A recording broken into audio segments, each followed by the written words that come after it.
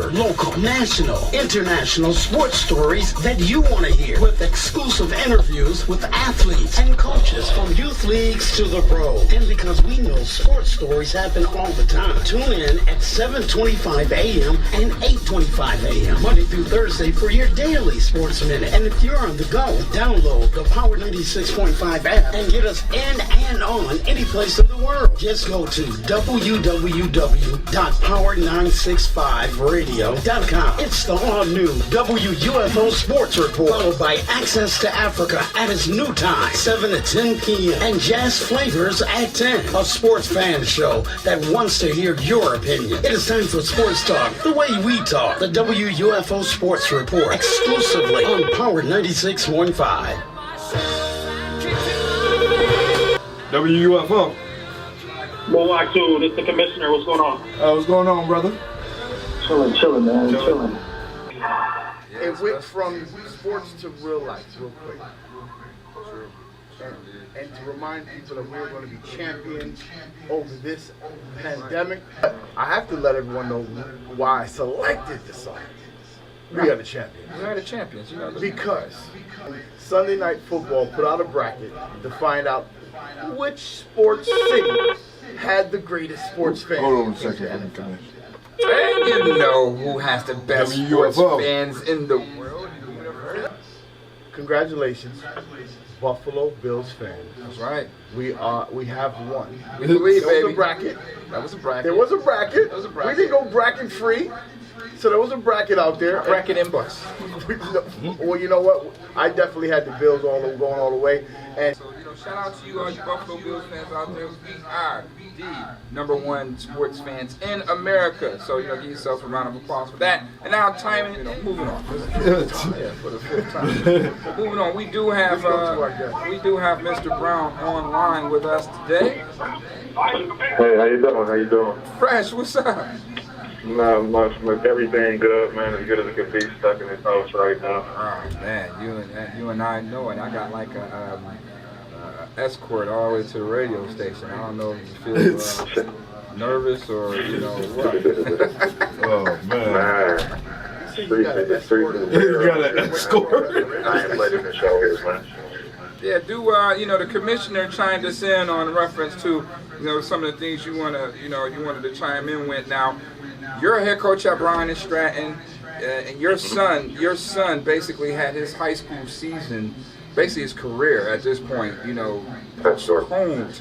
So it's kind of like, you're going through, things from both perspectives. You're going through it with, the college aspects of you being a coach, and then your son going through it, and you're sharing that, and you're going through that with him in the high school. So can you just chime in a little bit on, what's that like?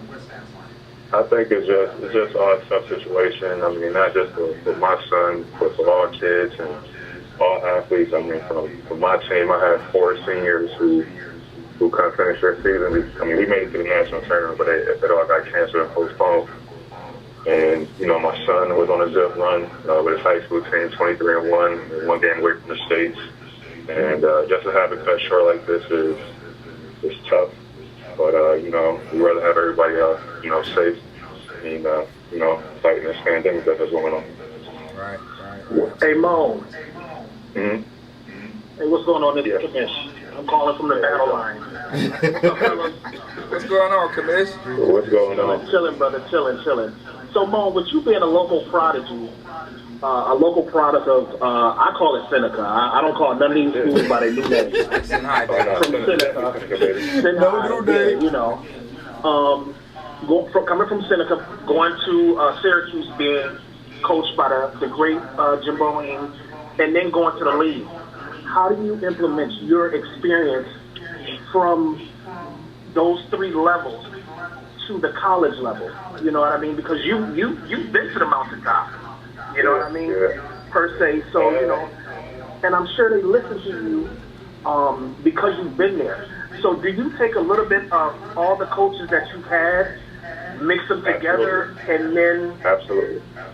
Okay. Absolutely. Well, like you said, I try and take bits and pieces from every coach I played with, I had a chance to play for. You named some of the places that I played, and I was fortunate and blessed enough to be coached by numerous Hall of Fame coaches, from Coach Boeheim to Larry Brown to Lenny Wilkins, just to, just take a piece of their game of what they were teaching, and giving back to the kids that I'm coaching now. I think it's a great advantage for me being able to play at the highest level, because that kind of gives me a little bit more respect in the huddle, and out there in that recruiting trail when I'm putting together a team.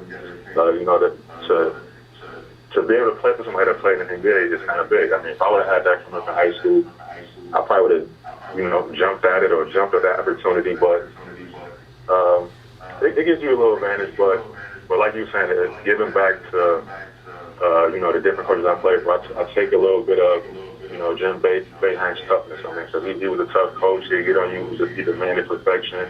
Larry Brown was that way. Lenny Wilkins was more of a player's coach, where he let players, just rock out and play the game to their strengths. And he was different than Larry Brown, but he was also a great coach. So I just try and take a little bit of everybody, and try and coach each kid. Each kid got to be coached differently. You know what I'm saying? Every player doesn't respond to being yelled at or tough coaching. Some need a pat on the back. Some need to, stroke their ego a little bit. But you try and you adjust with it. You go off the flow with it. Right.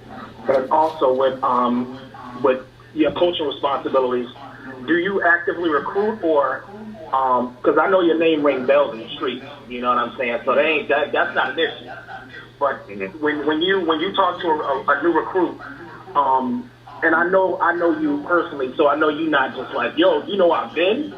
But do people ever, throw your name out there like, yo, he's an NBA, used to play for the NBA, yada yada yada. Is that a draw to them, or I know your demeanor is definitely a draw, but your coaching style, what's your coaching style like? I'm a mixture of both. It all depends on what's needed at that time. But for the most part, I try and teach the player, explain the different things that I want, and then it's their job to go out there and do it. I mean, these kids are in college, and I try and think back on my experience as a college player, where the coach, one of the first things they told me when I first got there, when I got to college, was, we won't be explaining things 2 and 3 times. You won't have to pick it up on this first time, because we got things that we got to, implement and move on. We don't have time to, keep saying on one thing over and over and over and over. If you want to play, you got to listen, you got to be able to execute and go out there and follow these directions, and do what's best for the team. So I try and give that approach. For the most part, for these first 2 years, it's been working out pretty well, pretty good. The players who've been with us for 2 years understand it. And, those are the type of players I try and go out and recruit, players that's, good listeners, very coachable, and, good basketball players.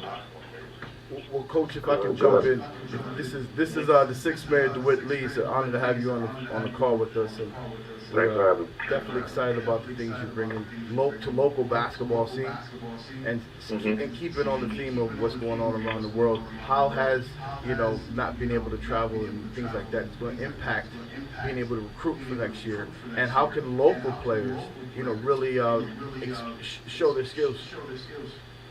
Man, with all that's going on, it really has, put pumping brakes on our recruiting thing. I mean, we've been recruiting, all year round. Like, it don't start after the season. So, we kind of got a good jump on it during the season. We have a long list of guys that we're recruiting and we want to have part of our program. So the most that we could do now is just, stay in contact with them via phone,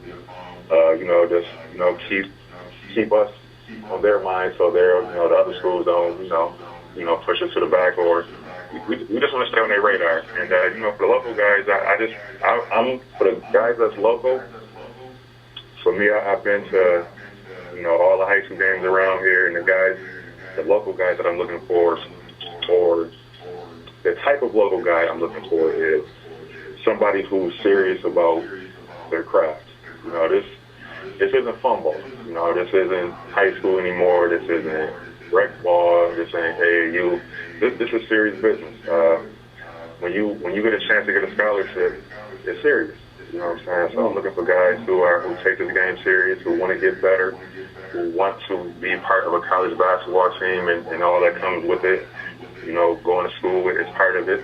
You know, being a good citizen is part of it. You know, and being a good teammate is part of it. So those are the guys that I'm looking for locally who want to, take their game and continue playing basketball for 4 more years. Oh, so they can't go to the draft early if they want. If they want to. I mean, that's the type of player I'm looking for. I'm looking for the top fine players. That was a joke. I just want to know that was like one of the Buffalo clauses. You know what I mean? One of the East Side rules. I mean, I got a guy on my team who has a chance to. I ain't gonna say go to the NBA, but he can definitely make some noise in the G League or go overseas and make some good money playing basketball. It's always, it's good to know that you can have those extensions to live your dreams. And like you said, if guys are serious and want to work at their craft, hey, I can see why Brian and Stratton want to be one of those places where, especially a local talent will want to hone their skills and be tutelaged under, a guy who's been there, who's played on all levels, and come from the same streets as they do. So, Coach, we appreciate you chiming in on us, man. Stay safe. Man, hey, we wish your boy well, because I know you're going to help him throughout this recruiting process now that his season is over. It's all about the accolades and what transpires from there from an academic standpoint. So we'll keep you definitely in our prayers, and we wish you the best. We got to have you on our podcast that's coming out soon. Let me know anytime, man. I don't mind doing these. Thanks for having me. I'm saying everybody stay safe. To you and your families, and we wash your hands, D. Wash your hands. Absolutely. I keep the sanitizer with me. That's all right. We got the commission, my man Fresh, a.k.a.